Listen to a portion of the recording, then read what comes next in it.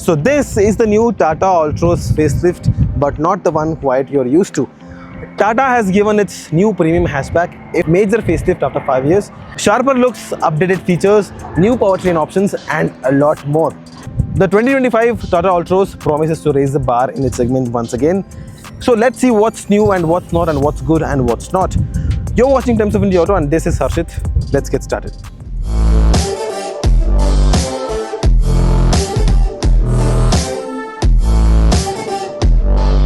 So now let's start with the engine options. So this right here is the petrol and this right here is the diesel.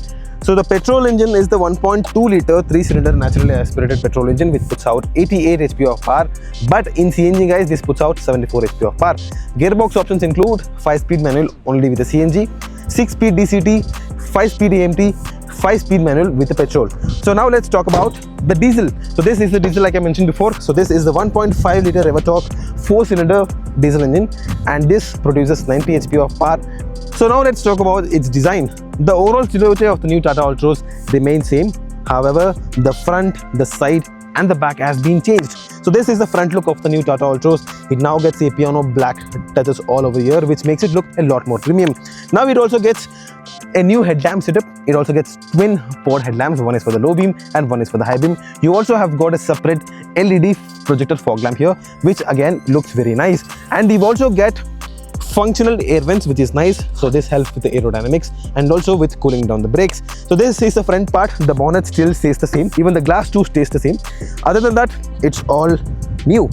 Talking about the side, nothing much has been changed except you now get flush fitting door handles which makes this car look a lot more premium and will also help with the aerodynamics.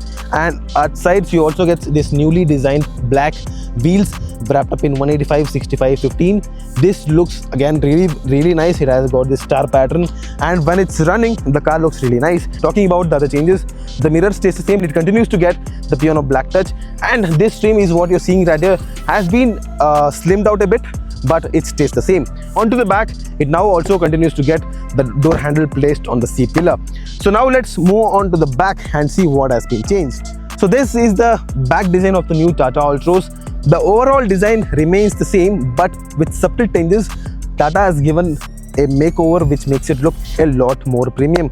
For example, it now gets redesigned tail lamps which also gets connected trim here which makes it look a lot more cooler at night. And below you've got the same bumper with little changes. You also have got reflector, you also have got a small lamp right here, but other than that nothing much has been changed. Other highlights at the back include integrated spoiler. You also have got shark fin antenna. You also get your third mounted stop lamp, and to open the boot it's very easy and you just have to press this button right here. It's open and the boot space now stands at 345 liters.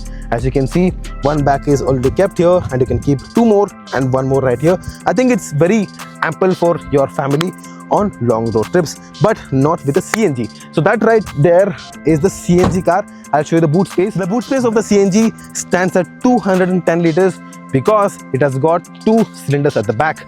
I'll just open it and show to you. This is the boot space of the CNG model. You can keep 1 suitcase, 2 suitcase. This eats up a little bit of space, but comparatively when compared to its rivals, this is a lot better option. So that's about it. That's about everything you had to know about the exterior changes of the new Tata Altroz. So now let's get inside and see what's new.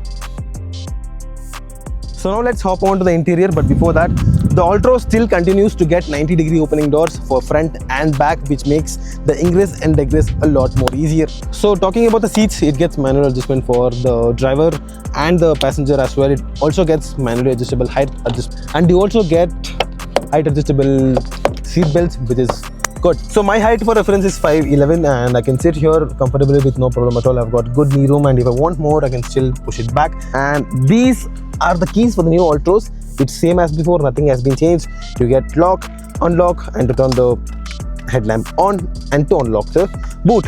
So let's close the door and start with the interior and features.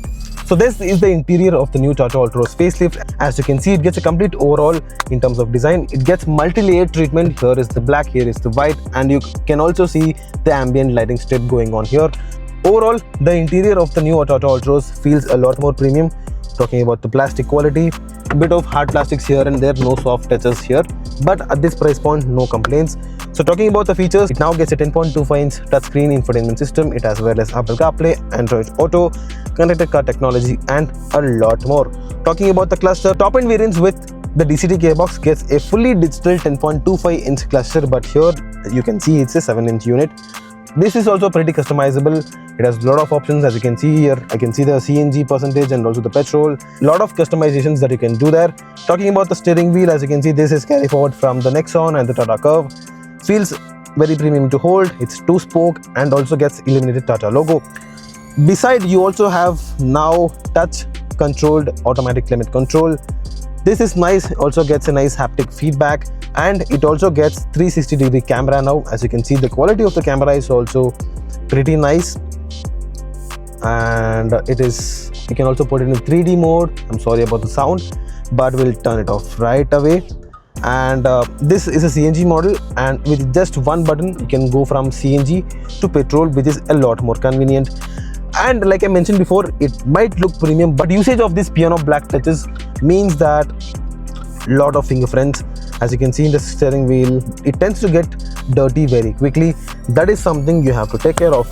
In terms of other features, it also has got a sunroof and 6 airbags, ESP, and a lot more. And in terms of overall review of the interior, it's premium, it's loaded, and it also gets tons of features.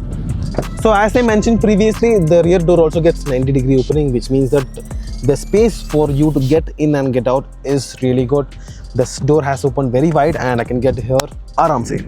So talking about the back seat comfort, one good thing here is that there is no transmission tunnel. It's almost flat, which means that 3 people here can sit with no problem at all. The back seat experience in the Tata Altroz is really good. Front seat is adjusted to my height preference, and I've got good knee room here, and I've also got good thigh support, and headroom is also brilliant. And talking about the features at the back, you also get an armrest at the back, which is making this sound, and you have 2 cup holders, and at the back you also have 2 AC vents at the back and a 65-watt Type-C USB charging port, so that you can charge your phones on the go. Overall, the comfort of the back seat is also really good. Well, now let's talk about the drive experience of the new Tata Altroz.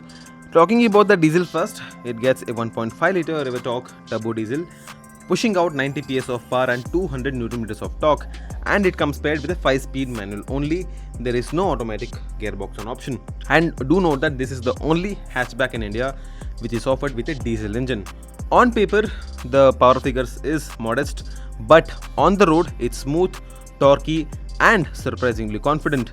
Yes, there is hint of turbo lag below 1500 rpm, which is typical for diesels in its class, but once the turbo kicks in, the power delivery is strong and linear.